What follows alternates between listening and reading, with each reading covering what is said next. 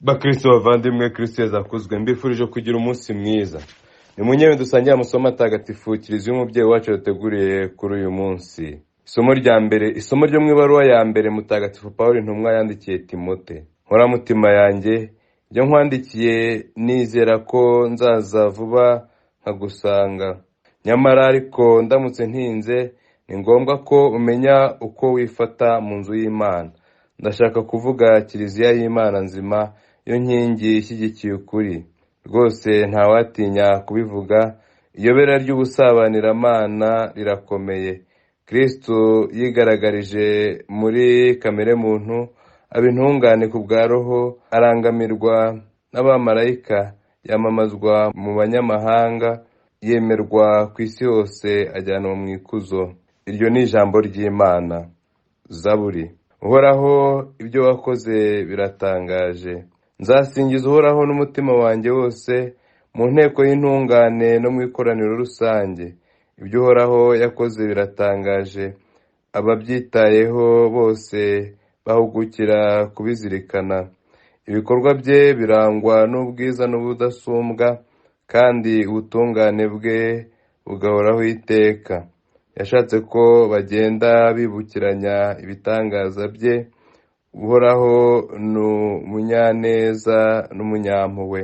Abamwubaha abaha ibibatunga, akibuka iteka isezerano rye. Umuryango we yaweretse ibikorwa bye bihambaye, igihe awugabiye ayandi mahanga ho 8. Nyagasani Yezu nabane namwe. Amagambo yo mu Ivanjili ntagatifu uko yanditswe na Luka. Muri icyo gihe Yezu abwira rubanda ati, mbese abantu b'iki gihe nabagereranya nande? Bameze nkande?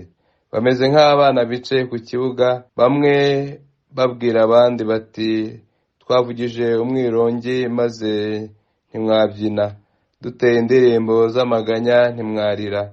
Koko rero Yohani Batista yaje atarya umugati kandi atanywa divayi, muravuga muti yahanzweho. Naho Umwana w'umuntu aza arya kandi anywa, muravuga muti ni igisambo, ni umusinzi, ni inshuti y'abasoresha n'abanyabyaha. Nyamara ubuhanga bugaragazwa n'ibikorwa byabwo. Iyo ni Ivanjili ntagatifu.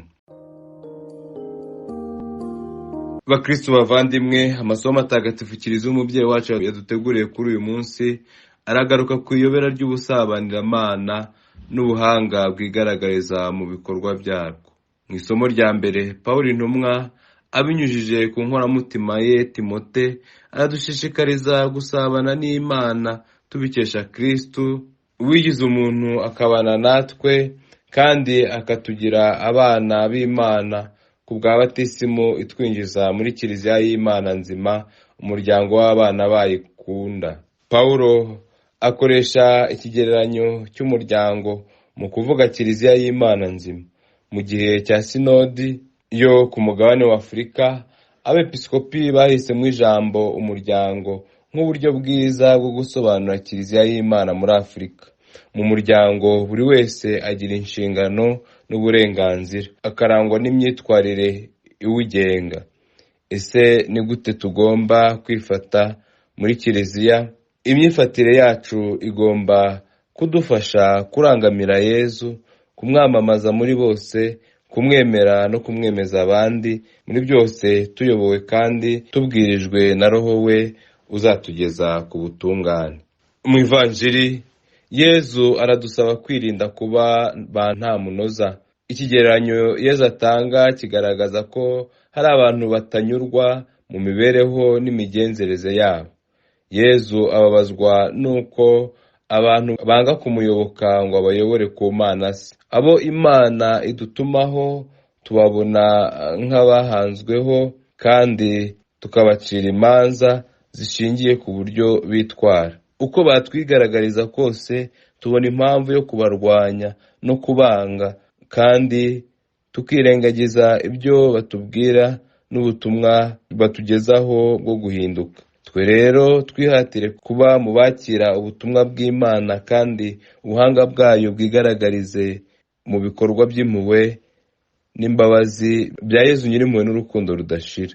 Ni umugwaneza n'umunyambabazi, tumwakire kandi twemere guhindurwa n'ijambo rye. Dusabe Nyagasani atwigarurire kugira ngo duhore dusabana nawe kandi twuzuze inshingano zacu ziduha kugira uruhare mu kubaka Kiliziya y'Imana. Bikira Mariya nyina wa Jambo, uhora dushishikariza guhinduka, kwihana no kwisubiraho, aturonkera ingabire yo kwakira neza ijambo ry'Imana rimurikira intambwe n'ubuzima bwacu, nibwo tuzabasha gusingiza Imana n'umutima wacu wose no guhora tuzirikana ibikorwa bye bikomeye birangwa n'ubwiza n'ubudasumbwa igihe cyose. Nyagasani Yezu nabane namwe, ushobora byose kandi akaba na Nyirimpuhwe, nabaha umugisha, abarinda, bakomeza biteho, abaha amahoro. Imana Data na Mwana na Roho Mutagatifu. Amina.